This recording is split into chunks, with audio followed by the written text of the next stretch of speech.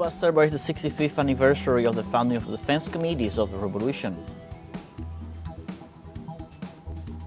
Venezuelan President Nicolás Maduro participated by video conference in the 29th International Seminar Political Parties and a New Society.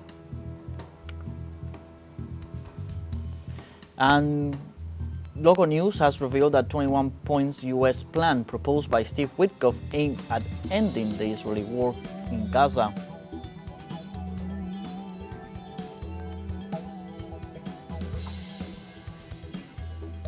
Hello, welcome to From the South. I'm Luis Alberto Matos from the teleSUR studios in Havana, Cuba. We begin with the news.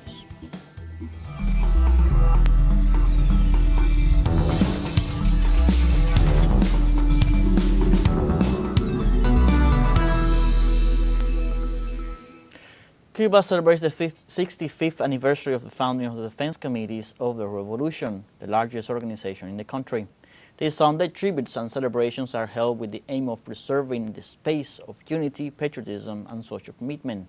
On the initiative of the leader of the Cuban Revolution, Fidel Castro, the Defense Committee keeps its revolutionary essence alive in the face of the new social realities brought about by the U.S. blockade.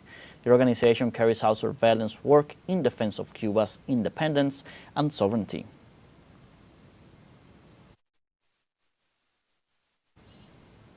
And a solidarity event was held in the United States in support of Cuba, demanding an end to the U.S. government's blockade of the country and its removal from the list of state sponsors of terrorism. The keynote speaker, Minister of Foreign Affairs Bruno Rodriguez, explained the economic and energy challenges Cuba faces due to the economic and financial blockade imposed by the United States government over 6 decades ago. He also highlighted Cuba's achievements in medicine, including biotechnology and pharmacy, as well as its implementation of renewable energy sources to mitigate the country's energy problems. The event concluded with a jazz tribute to the late African-American human rights activist Assata Shakur.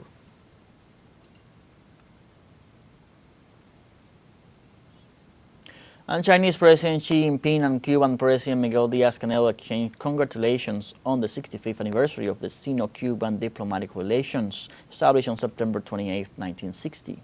The leaders highlighted the strengthening of bilateral cooperation in recent years, focused on building a shared socialist future.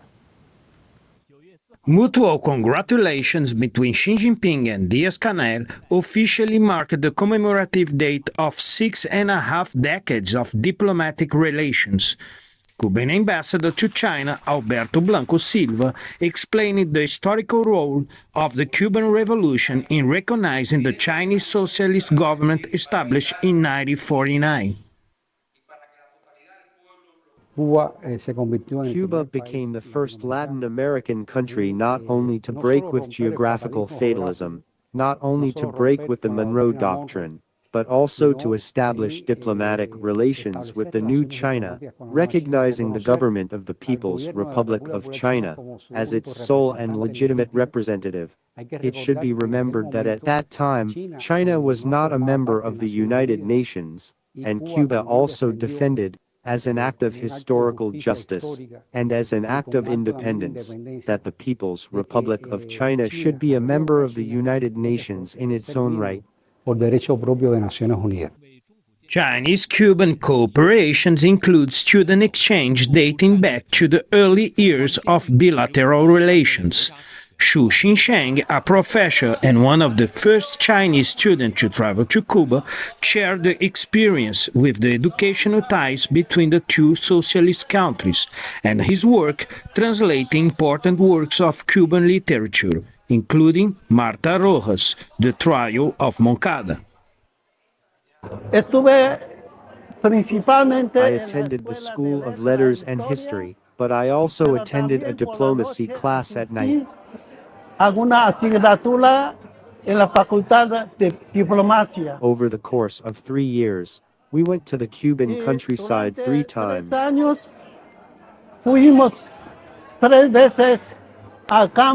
During the sugar harvest, to cut sugar cane. We visited once on a state farm.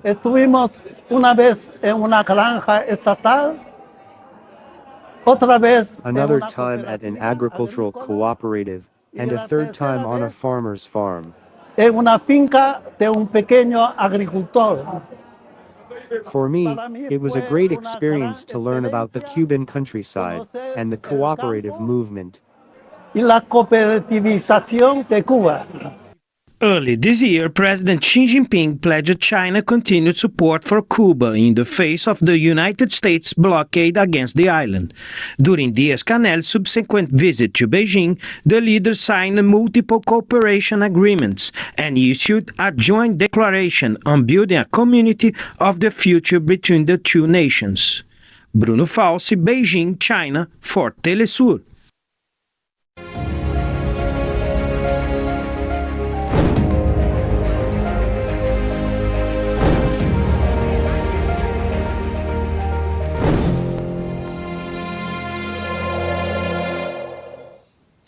In the United States, the liberation of the Palestinian people has dominated all stages of the United Nations General Assembly. From inside the venue to the streets of New York, condemnation of the death of more than 66,000 Palestinian citizens at the hands of the Israeli Zionist government has been voiced.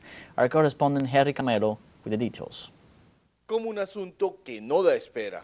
Así ha sido el tema. As a matter that cannot wait, so has been the issue of Palestinian freedom at the 80th United Nations General Assembly, and the word genocide, a truth that cannot be hidden.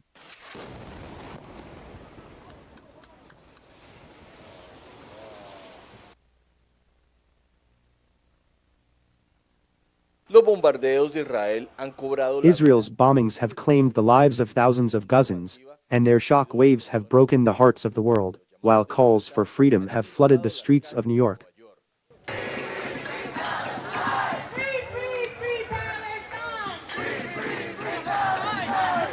To the genocide. They cannot stop us from coming back. Yo era muy recio a utilizar la palabra genocidio. I was very reluctant to use the word genocide, but with time there is no other explanation. Pero con el tiempo, yo creo que no hay otra explicación, ¿no? El genocidio. Genocide depends on an intention to partially or totally destroy a people. I believe that we are seeing more and more of this intention that Israel does not want well-being. You cannot ask a people to leave. Que Israel no quiere el bienestar. Sí, quiere, no se puede pedir a un pueblo que se vaya.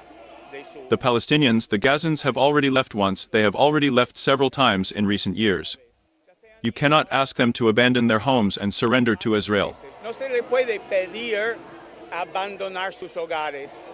En su discurso en la ONU, Netanyahu In his speech at the United Nations, Netanyahu denied committing genocide in Gaza. Bueno, las Naciones Unidas lo llamó un genocidio. Well, the United Nations called it genocide after years of investigation, and thousands of other international organizations also call it genocide. With all the human deaths are deaths, people who have no food, no medicine, in hospitals there is no medicine. That is not defense, that is killing, that is violence. Eso es matanza, eso es violencia. pese a los discursos y proclamas. Despite the high-level speeches and proclamations made at the United Nations, for those who support the Palestinian cause, words at this point are not enough. We arrived at the United Nations today to demand that enough is enough with the speeches. We want the United Nations to take action. We strongly support President Petro's proposal.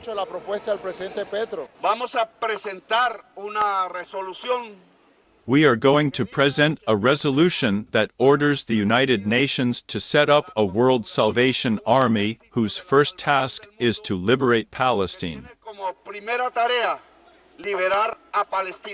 Y el mundo cada vez toma más conciencia de And the ello, world is becoming more and more aware of this, genocidio de Israel condemning contra Israel's Gaza. genocide against Gaza.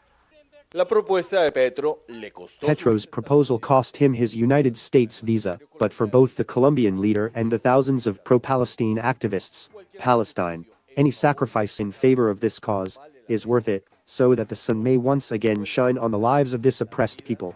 de este pueblo oprimido.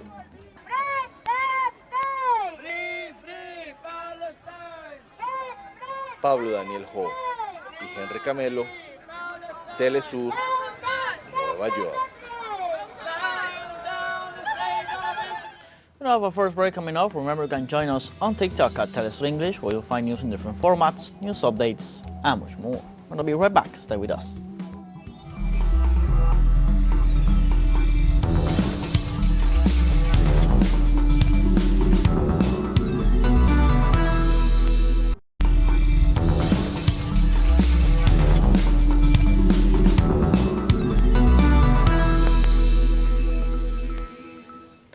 Welcome back. In Venezuela, President Nicolás Maduro participated by video conference in the 29th International Seminar, Political Parties and a New Society. The event was organized by the Labour Party of Mexico on Saturday. The Bolivarian leader began his speech with an emotional welcome, thanking those present for their support of the Venezuelan cause and highlighting the importance of exposing the reality of its country in the face of U.S. imperialism. Maduro also denounced the attacks and attempts to plunder his country's natural resources. He also called for unity in the struggle for sovereignty and political stability in Latin America and the Caribbean. The Venezuelan leader emphasized that the region deserves shared prosperity free from tutelage and threats.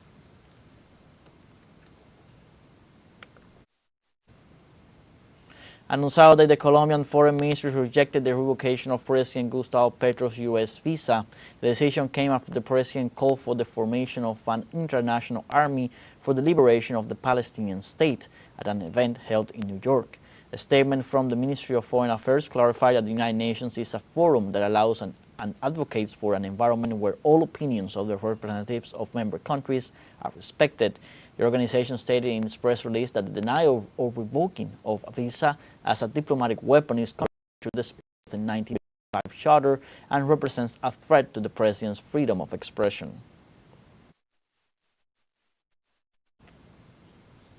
Also on Saturday, United Nations Human Rights Rapporteur Gina Romero warned of a serious situation in Ecuador, arisen by a strike led by the country's indigenous peoples, which she says has been met with repression and use of excessive force.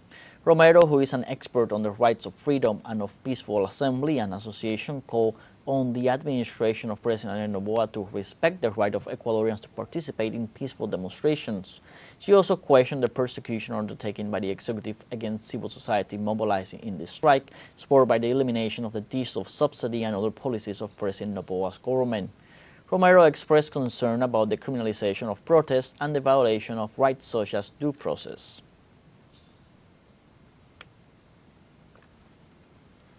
And in the U.S., authorities registered 3 people dead and at least 8 others wounded in a mass shooting at a waterfront bar in Southport, North Carolina. The shooting took place at about 9:30 p.m. local time on Saturday. Investigators said the assailant, identified by Southport city officials as Nigel Edge, piloted a small boat close to shore, stopped briefly and fired into the crowd before speeding away. Roughly half an hour later, the Coast Guard detained a person matching the suspect's description and turned him over to Southport police. As of this Sunday, the Nonpartisan Gun Violence Archive registers more than 320 mass shootings in the U.S.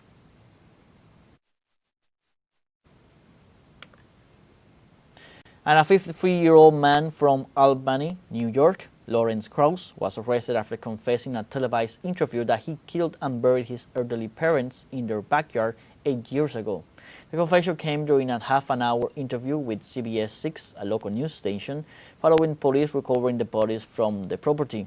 Krause admitted that he asphyxiated his father and ended his mother's life after she rested on his chest for several hours, describing his action as mercy killings, motivated by his belief that his parents were deteriorating and suffering. Police arrested Krause immediately after the interview and charged him with second-degree murder and concealment of a corpse. Krause's lawyer has pleaded not guilty on his behalf.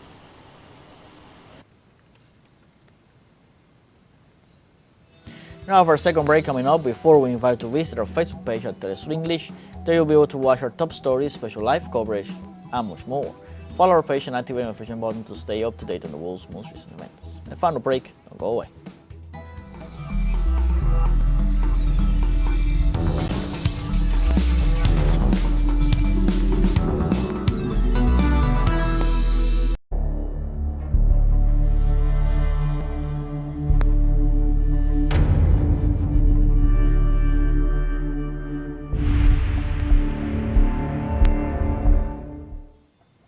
Welcome back.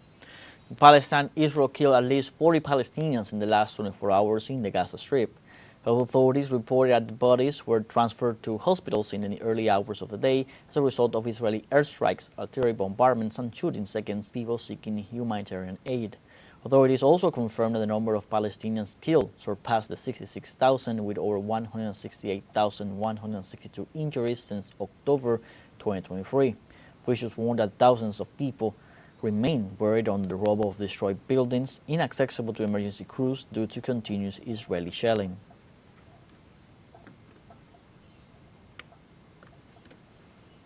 An Israeli media revealed a 21-point U.S. plan proposed by Steve Witkoff aimed at ending the Israeli war on Gaza.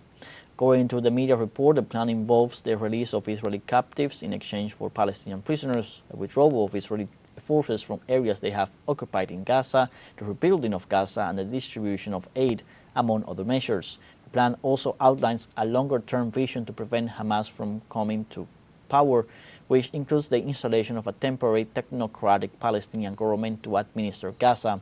Ultimately, the proposal seeks to create a pathway to a Palestinian state as part of a two-state solution.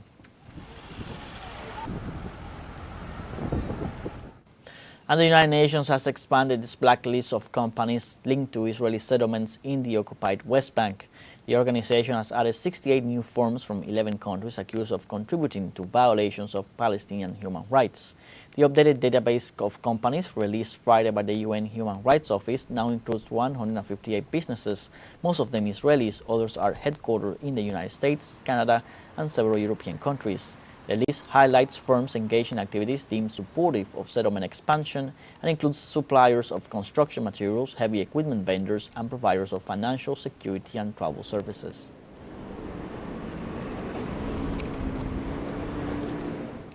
Also in Palestine, the Euro-Mediterranean Human Rights Monitor says Israel is forcing Palestinians to collaborate with the regime's forces through extortion and organized coercion. According to the organization, the pressure has shifted from targeting individuals to organized collective coercion that places entire families in a horrific situation. The tactics include spreading chaos, theft, and exploiting social fragility caused by years of genocidal policies. In this context, the organization said Gaza families were coerced into joining militias created by Israel or faced persecution, mass killing, starvation, and forced expulsion. The rights group described these coercive measures as part of a broader strategy to dismantle Palestinian society, progressively weakening its capacity to survive and signaling genocidal intent. Also, thousands of Israelis rallied in Tel Aviv on Saturday demanding a deal to end the Gaza genocide as Prime Minister Benjamin Netanyahu prepared to meet with U.S. President Donald Trump. The protesters gathered at Tel Aviv Hostage Square, calling for a comprehensive agreement to halt the conflict. Many held signs and banners while families of captives spoke out, emphasizing that ending the conflict is the only way to stop the ongoing suffering. Demonstration comes amid growing public pressure on the government to negotiate peace and prioritize the release of Israeli captives. Protesters demand for an end to the war, contrast with the continuing military operations as diplomatic efforts involving Netanyahu and Trump unfold. He has sabotaged every chance for a deal, blown up contacts, bombed the intermediaries, incited against the hostage families, the angel of sabotage and death. The game is over, literally. The whole world sees who he is. And the whole world, including President Trump, is determined to stop him from sabotaging again. We look you in the eye, Netanyahu. If you return without a deal, a hell you cannot even imagine awaits you here. And the global Sumud flotilla aiming to break the Israeli siege on Gaza announced Sunday that it is now approximately 629 kilometers from the Gaza Strip. The flotilla, comprising over 50 boats carrying more than 500 activists from around 45 countries, has faced Israeli drone attacks. The strikes caused explosions and communication disruptions but resulted in no casualties. Italian Defense Minister Guido Crosetto condemned the drone attacks and confirmed a second naval ship would assist the flotilla, while Spanish Prime Minister Pedro Sánchez announced a naval vessel would accompany the ships to anticipate potential attacks.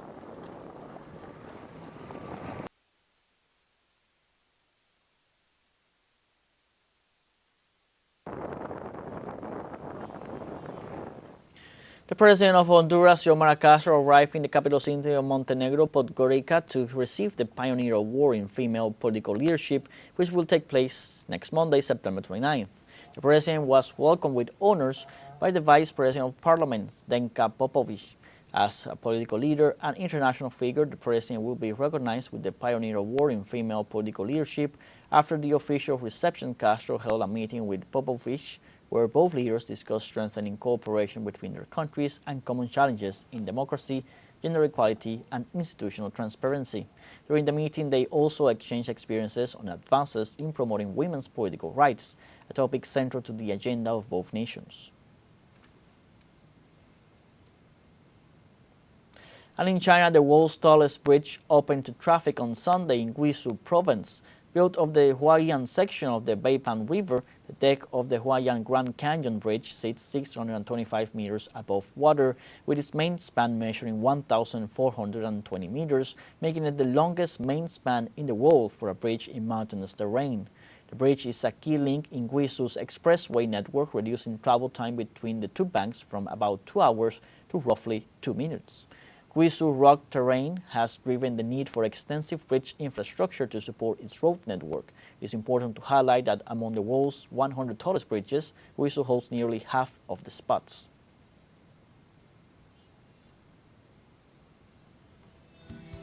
Ladies, we have come to the end of this news brief. You can find these and many other stories on our website at telesurenglish.net. Also join us on our social media on Facebook, X, Instagram, Telegram, and TikTok. For TeleSUR English, I'm Luis Alberto Matos. Thanks for watching.